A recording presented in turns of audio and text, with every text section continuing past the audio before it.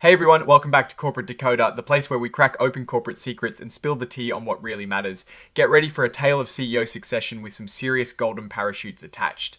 And hey, before we dive in, if you like getting the real scoop directly from SEC filings, make sure you are subscribed.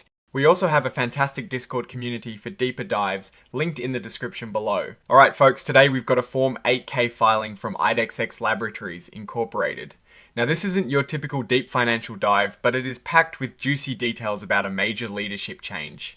Think of it as a corporate soap opera season finale with a new cast. The big news here is that Jonathan J. Mazzelski, the current president and CEO, is stepping down. He is not just walking away though, he is planning to retire completely in May of 2027.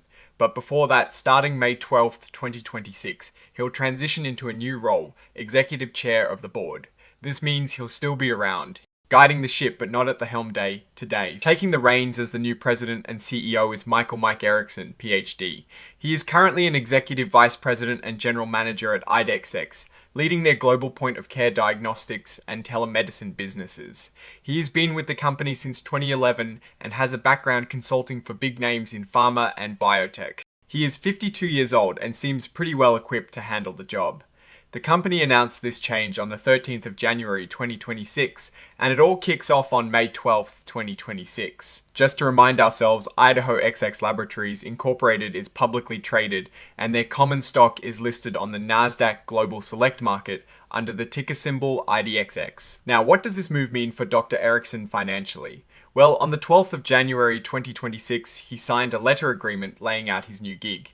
Starting on that May 12th, 2026 transition date, he'll be pulling in an annual base salary of $1 million. On top of that, he's got a target annual bonus set at 120% of his base salary.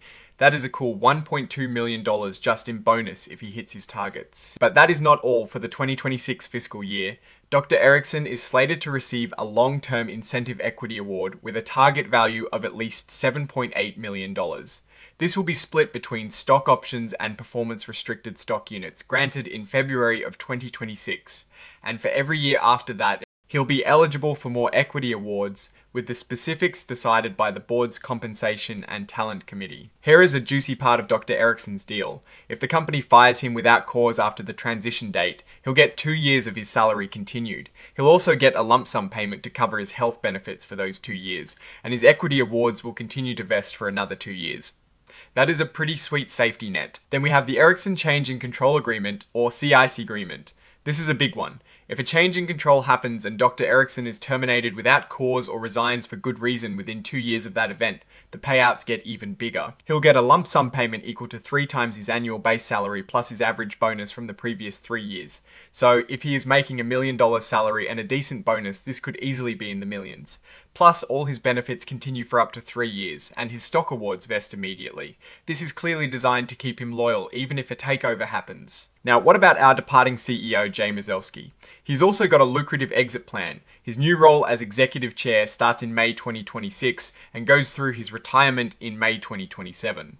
During this transition year, he'll be paid an annual base salary of $1,150,000. Which is actually more than Dr. Erickson's base salary as CEO. For the 2026 fiscal year, Mr. Mazzelski is eligible for a bonus.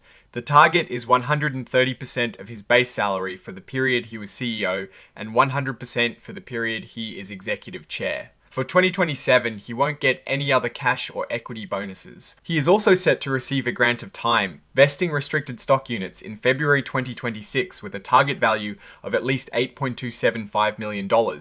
This covers his equity incentive compensation for the 2026 fiscal year and the part of 2027 before he retires. If his employment is terminated by the company without cause during this transition year, he gets his base salary paid out through his retirement date. He'll also get his 2026 bonus, calculated on actual company performance. The company also put out a press release on the 13th of January 2026, announcing these changes, which is included as an exhibit to this filing. And finally, the exhibits list shows us the actual agreements being filed. We've got the letter agreements for both Dr. Erickson and Mr. Mazzelski, plus the amended change in control agreement for Dr. Erickson. And of course, that press release. So, what is the story here? IDEXX is navigating a major leadership transition. They're clearly rewarding their outgoing CEO handsomely for his years of service and ensuring a smooth handover. They're also making sure their incoming CEO is well compensated and incentivized, with generous packages that include significant severance protections, especially in the event of a change in control. Looking at this from a Warren Buffett perspective, it seems IDEXX is prioritizing stability and continuity. They're investing heavily in their leadership talent, which is crucial for a company in the diagnostics and health tech space.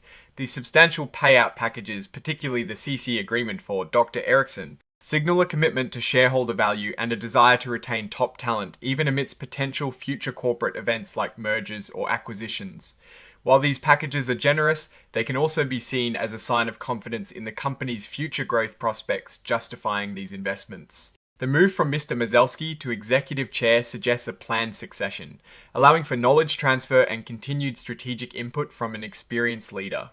The financial arrangements for both individuals are significant, reflecting the importance of their roles and the company's commitment to retaining and transitioning key personnel.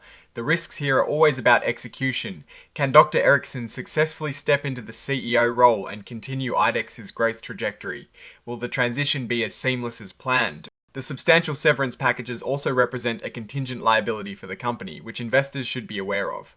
Overall, IDEXX appears to be managing a critical leadership change proactively and with significant financial commitments to its top executives. It is a strong signal of confidence in their chosen successor and a desire for stability during this pivotal moment.